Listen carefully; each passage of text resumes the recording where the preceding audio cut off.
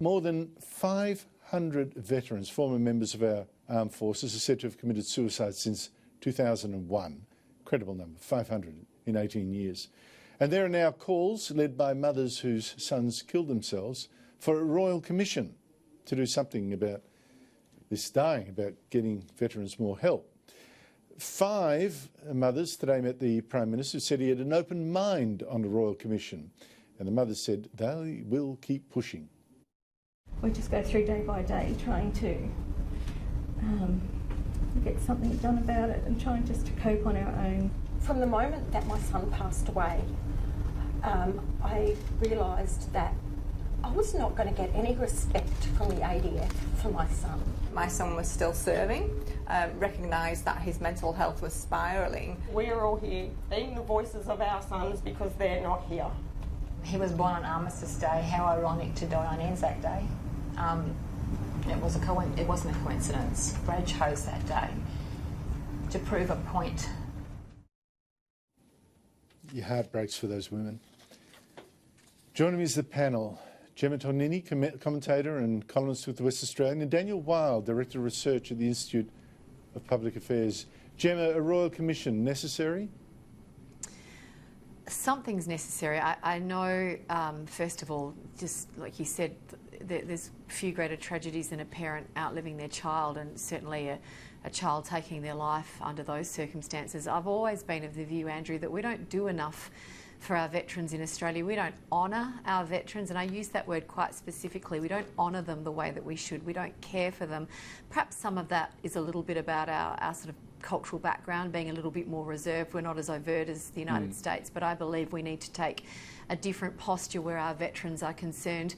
Royal commissions aren't always the answer, and I say that in the context of something needs to be done. Is it a royal commission? I'm not sure, but we certainly need to dig deeper and not allow this to be an issue that flares up from time to time.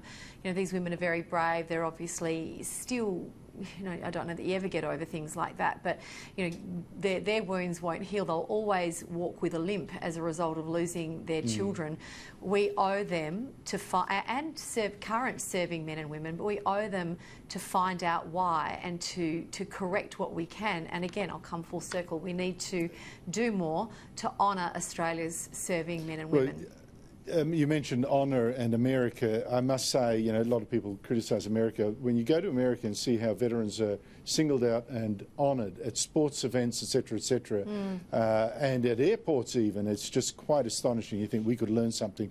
Royal Commission though, Daniel, or is that just like, you know, let's talk about it, let's waste millions of dollars that people could just right now spend on getting services? Yeah, it's a bit of the knee-jerk response, I think, and I agree with everything that Gemma said, and I would add that there is a broader issue with suicide, and tragically it's not just with veterans, it's also much more prominent across society, whether it's anxiety, depression, mental health, suicide, particularly amongst young people. We've seen an escalation in a lot of Indigenous communities. So I think any look at suicide should be something beyond that which is isolated to veterans. I think it gets to why are so many people nihilistic, lacking meaning? Why do they get to a point where they think that suicide is the only answer? So there are, of course, factors that are unique to veterans if they've been in battle, but any look into suicide should be much broader across our society. Yes, and I've seen some fascinating research about an uptick in suicide attempts among young teen girls, and since the advent of social media, which seems to be something I think we really need to look at.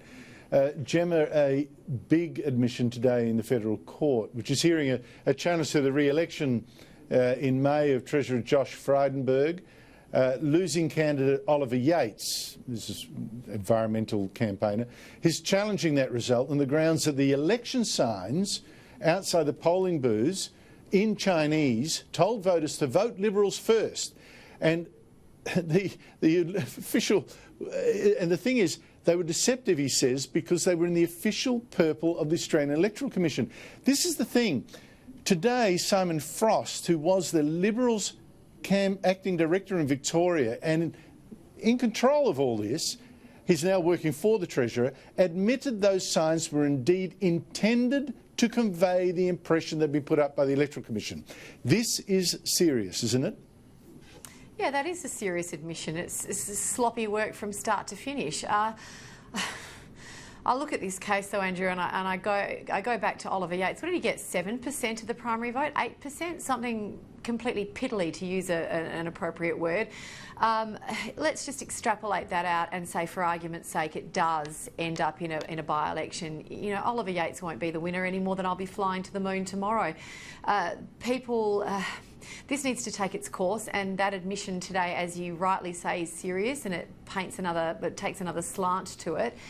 But we just need to get on with governing, don't we? We need to get on with governing. Well, we do, but basically you can't let cheats prosper. And I'm not saying... No, I agree with you, and I don't mean to make it sound like...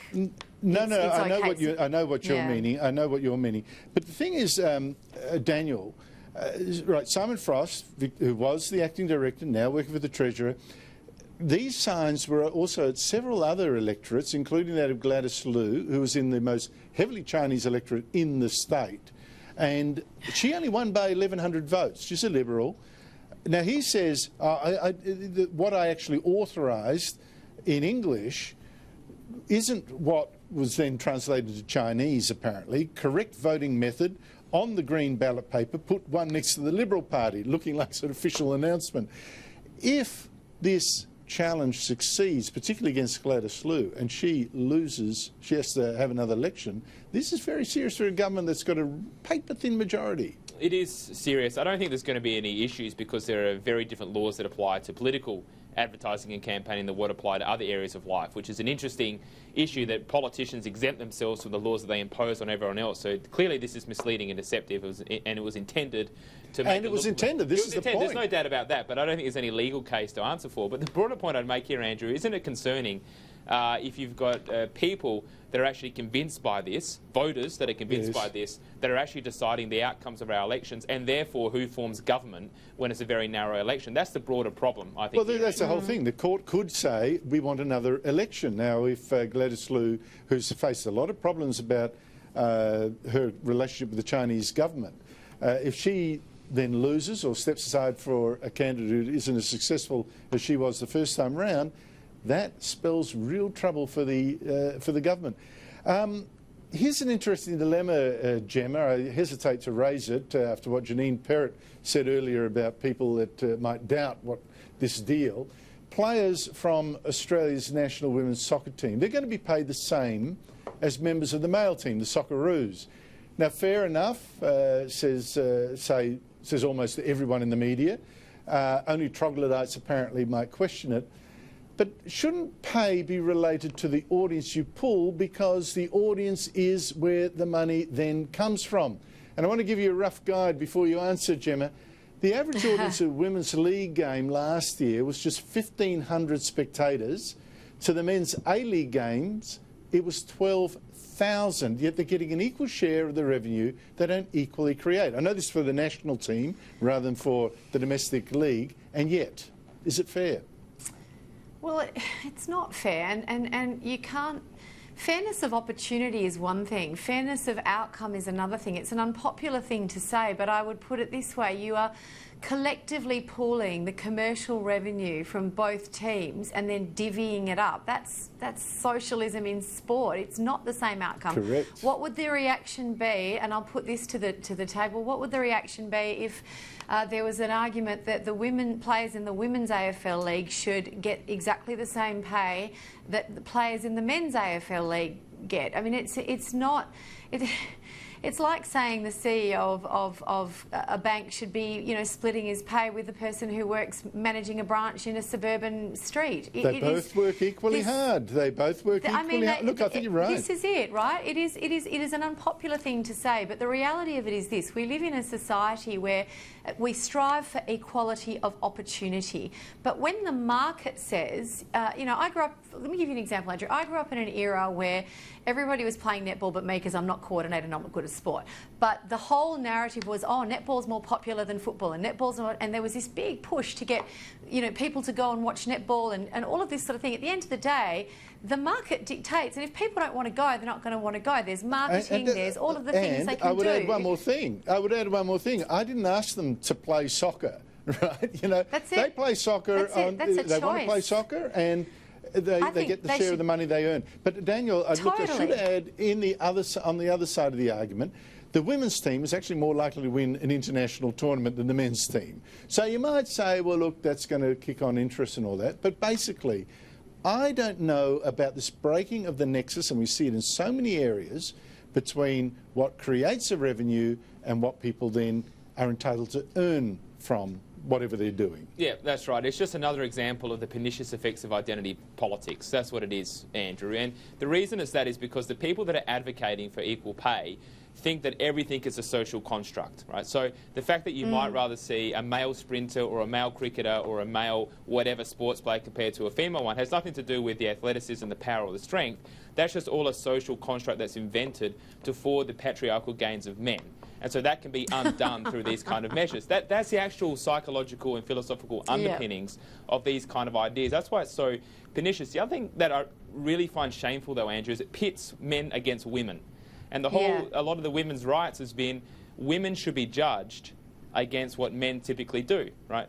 But that's such a false choice. Women can excel at certain things, men can excel at certain things, and we can enjoy one another's skills in a complementary way, as we always have done. So this battle of the sexes, I think, really makes it much worse. I can't wait, Gemma, until male models get paid the same as women models, because they do all the dieting, they do all the flexing. When will we get equality there? I have no idea. You know what? I want to identify as a Sports Illustrated model, Andrew. Why isn't someone paying me the same? I identify as one.